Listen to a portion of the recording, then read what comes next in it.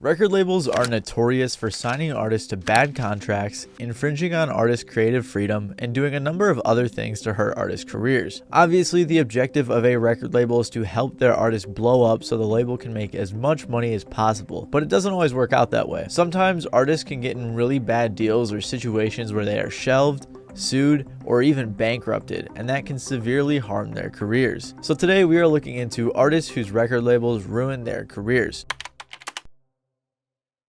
Desiigner had a situation that I always felt kind of bad about because I felt like he had a lot more potential to have a longer career, and he also seems like a nice guy, so his label situation was unfortunate. Desiigner had been making music for a while and saw some buzz with his song Zombie Walk, but he first saw insane success after releasing his debut commercial single, Panda. He first released it on SoundCloud and then shortly after uploaded it to iTunes, and this song, as I'm sure you all know, was a huge hit. This song was everywhere and was notable for its unique sound and Desiigner's very energetic ad-libs. He quickly caught the attention of Kanye West and Pusha T, who had just taken over as the president of Kanye's record label, Good Music. Desiigner was signed to Good Music in February of 2016 and was also featured on Kanye West's huge album, The Life of Pablo, on 2 different songs. Desiigner was blowing up, and he was blowing up quickly. Keep in mind that at this time, Desiigner was only 19 years old, which was bound to cause some stress and maybe even hinder some decisions. It was like, damn, like everything is happening so fast. You feel me? Because I just put the record out probably like 4 weeks ago, and now I'm with Kanye, you feel me? And it was like, damn, like, you feel me? So everything kind of was moving real quick. It was fun, but then it started to cause anxiety.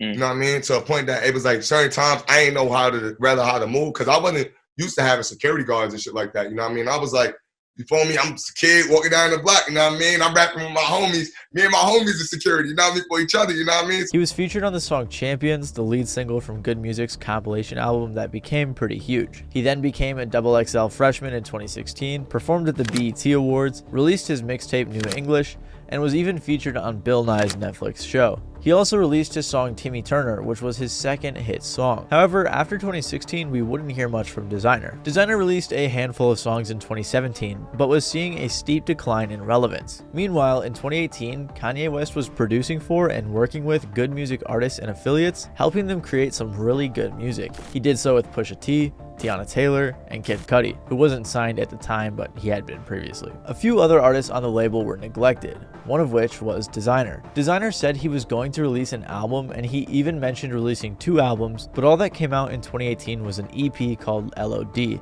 or Life of Desiigner. His team even reached out to Pitchfork to emphasize the fact that it was just an EP, not an album. To me, that's pretty odd, and it makes me think that his label Good Music was mismanaging him in some sort of way, likely not allowing him to release music. And I don't think that's too far-fetched, as Kanye's label hasn't always had a good reputation. Despite all of the great artists and projects released under this label, it also has had many issues that are fairly public. Kanye himself even said, "Running a record label was the biggest mistake I ever made. I never asked to be a label owner. Sony offered it to me and I took it. But I can't be there when people are calling me to the studio to hear some music or approve some clothes for a video." And it's pretty obvious that Desiigner experienced the aftermath of this mistake. Following the release of his EP in 2018, the next year Desiigner had expressed his discontent with his label. First, he ranted in a music video about how Kanye and his label weren't doing anything for him, and he even said that Kanye was crazy. I think he's the genius, I niggas think all that nigga shit. Well, to me, nigga, that nigga's crazy, nigga.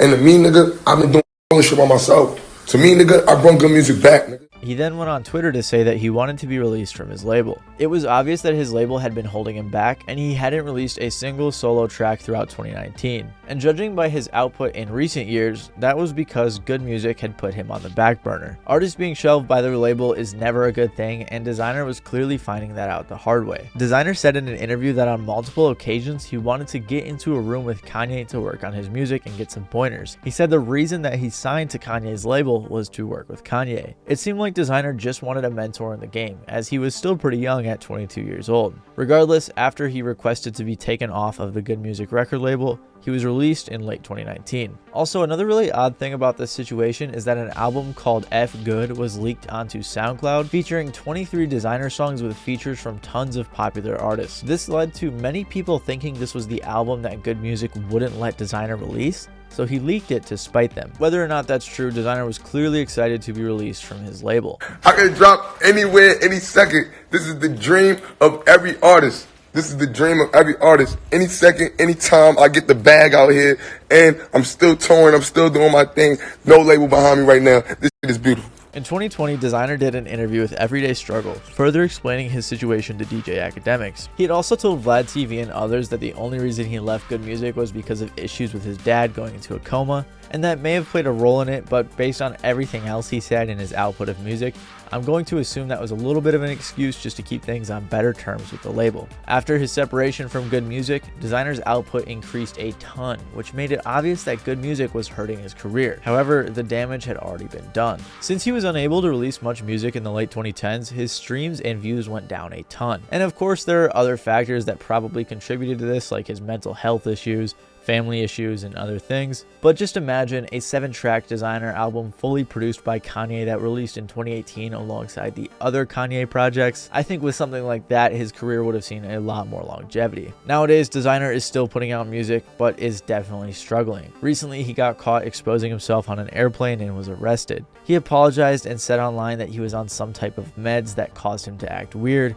and that he was very ashamed of his actions, so he admitted himself into a facility for help. So it's pretty sad recently the state that Desiigner has been in, so hopefully things start looking up for him.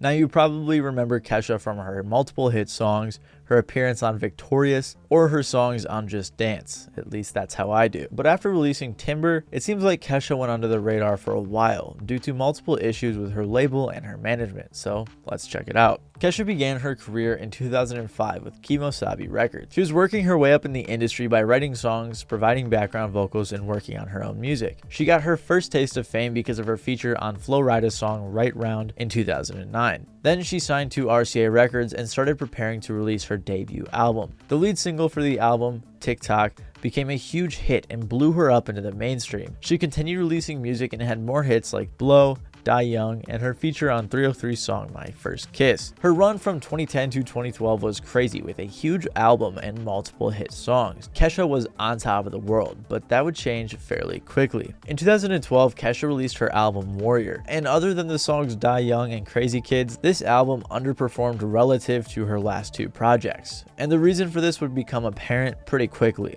In 2013, one of Kesha's fans set up an online petition with the goal to free Kesha from her producer/manager Dr. Luke. They accused him of hurting her career, and it received over 10,000 signatures. Then in late 2013, Kesha had a TV documentary series called My Crazy Beautiful Life, in which she revealed she had little creative control over her album Warrior. She had even tweeted previously about how she was forced to sing the lyrics for the song Die Young. In 2014, Kesha then filed a lawsuit against Dr. Luke, claiming he R-worded her, harassed her, emotionally abused her, and violated California business practices. Now, I've been mentioning Dr. Luke quite a bit just recently, and if you're not familiar with him, he's a very powerful producer and songwriter who has worked on tons of huge songs. He began working with Kesha very early in her career back in 2005 and kind of helped manage her. So Dr. Luke has essentially been with Kesha throughout her entire career. So after she made all these claims in her lawsuit, she then asked the court to break her contract with Dr. Luke. Dr. Luke then followed up with a counter lawsuit for defamation and claimed that Kesha was just lying to get out of her contract. And regardless of whether or not that's true, the fact that this contract seems to be such a big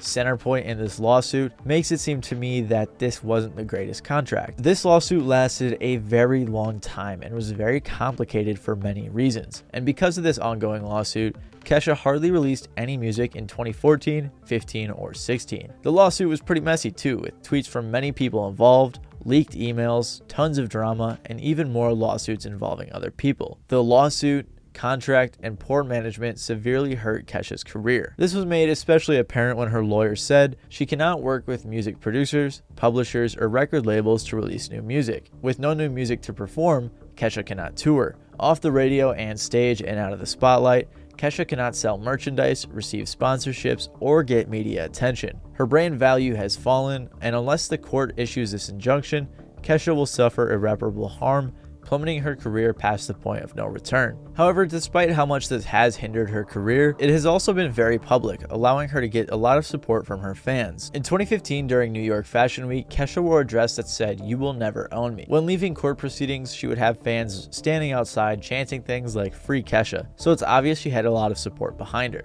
Kesha also received support from other artists as well, like Taylor Swift, who donated $250,000 to her, and she also saw support from Lady Gaga, Demi Lovato, Ariana Grande, and more. Then in August of 2016, Kesha dropped her lawsuit against Dr. Luke and then turned in 28 songs to her label in preparation for an album. Just to clarify though, there were multiple lawsuits going on at this time, so she was only dropping the lawsuit for the abuse and sexual assault. However, she was not dropping the one where she was trying to get out of the contract. This whole lawsuit situation is very complicated. I'm not sure I fully understand it, so I'll leave a link to a much more in-depth video by a YouTuber named Sloan if you're interested in learning more about the situation in detail. Regardless, in 2017, Kesha came back with a single called Praying and an album called Rainbow. Because of how prominent her case was, Praying was a huge hit, especially since a lot of the song and the overall album was about her legal battle. The album Rainbow was very successful. It hit #1 on the Billboard 200, and then she began touring again. The hype of this release was huge since she hadn't released in such a long time, and Kesha had a lot of eyes on her because of the lawsuit. But the issues weren't over, as she was still working with Dr. Luke and the same label. They continued until just recently this year, and while she was still putting out music,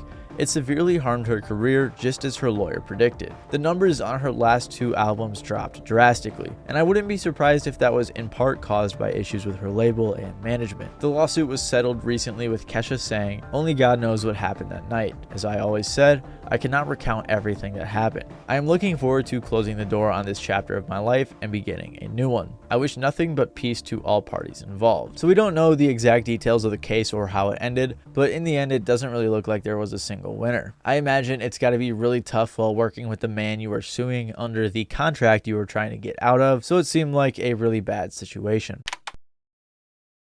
TLC is a very popular and very successful group who at the height of their career had to file for bankruptcy. TLC is a group that was founded in 1990 by a producer named Ian Burke and an artist named Crystal Jones. After recruiting Tion Watkins and Lisa Lopez, the group changed their name from Second Nature to TLC, an acronym for Tion, Lisa, and Crystal. Not too long after forming the group, Crystal left and was replaced by Rosanda Thomas. In 1991, they signed to Pepitone Records and were later signed to LaFace Records, with their music being distributed by Arista Records. The following year, they released their debut album On the TLC Tip, and it became a huge success. Critics loved the album and they went 4 times platinum. They had 3 top 10 singles on the Billboard 100 and made an excellent debut in the industry. TLC embarked on their first national tour, opening for MC Hammer, which is when many people learned that T-Boz had sickle cell anemia, which would eventually lead to a lot of expensive hospital bills. That may seem irrelevant, but that will come into play later. Following the tour, after receiving a small amount of monetary compensation, TLC decided they didn't want Pebbles Reed as their manager anymore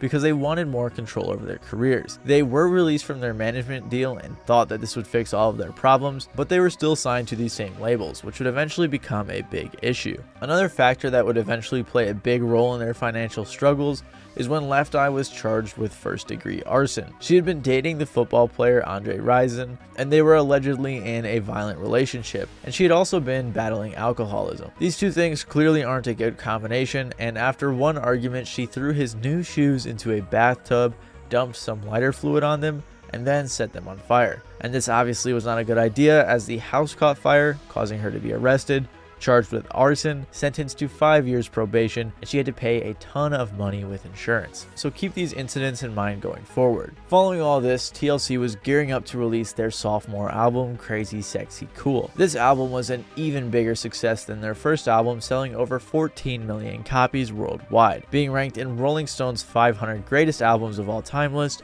and peaking at #3 on the Billboard 200. They won an MTV Music Video Award and 2 Grammys that year as well. Billboard also named TLC as the Artist of the Year in the 1996 Billboard Music Awards. But after they won their Grammy Awards, TLC broke some very surprising news to their fans in their Grammy speech. We are the biggest selling female group ever. 10 million albums worldwide. We have worked very hard. We have been in this business for 5 years.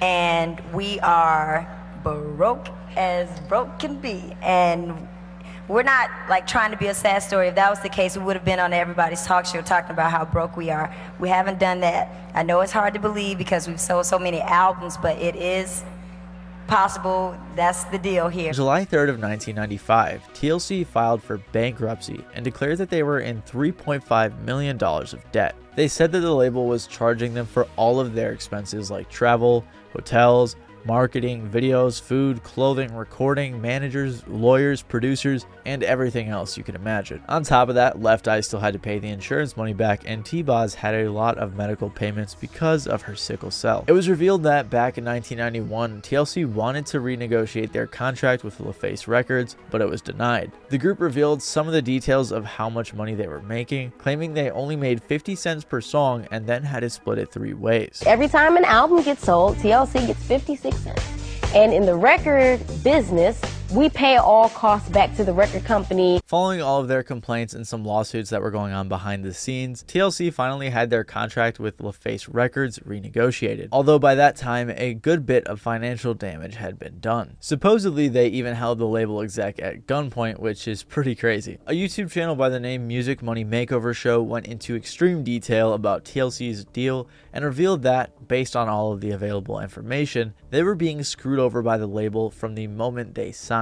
We don't have the exact numbers, as Left Eye and T-Boz gave out different numbers in interviews, but T-Boz claims that they made even less than what Left Eye claimed. Following all of the financial turmoil, TLC still got back together to work on their 3rd album. With a renegotiated contract, things were looking good. However, there was a feud with the main producer of TLC, Dallas Austin, and some of the members, so the album was delayed. But they eventually got it sorted out and released their 3rd album, Fan Mail, in 1999. It was another huge success, but then there began more drama within the group, with Left Eye challenging the other members to each release an album and see whose performs the best, since she was upset she wasn't able to have as many contributions to the TLC songs. They patched things up though, which was fortunate because a few years later, Left Eye would pass away in a car crash. This severely damaged the surviving members' mental health, understandably so. So after finishing their 4th studio album that was in the works, T-Boz and Chili announced an indefinite hiatus. Aside from a few collaborations, compilation albums, live shows, and a reality TV show, TLC stopped releasing music for quite a while. So while I don't think their financial issues completely ruined their career, I do think it definitely caused some harm, especially in the 90s and possibly even to this day. Obviously, we don't know how much money's in their bank accounts, but the reason I figured they may still have some issues to this day is because in 2015, they started a Kickstarter campaign with the goal of $150,000 so that they could release a new album. Tons of fans and other celebrities pitched in though, and they raised over $400,000. Following that, they released their self-titled album and returned from their hiatus. But I'm gonna guess if they never had those issues with their label back in the 90s, they wouldn't have had to fund their new album with a Kickstarter campaign. So obviously, TLC's career was very successful commercially,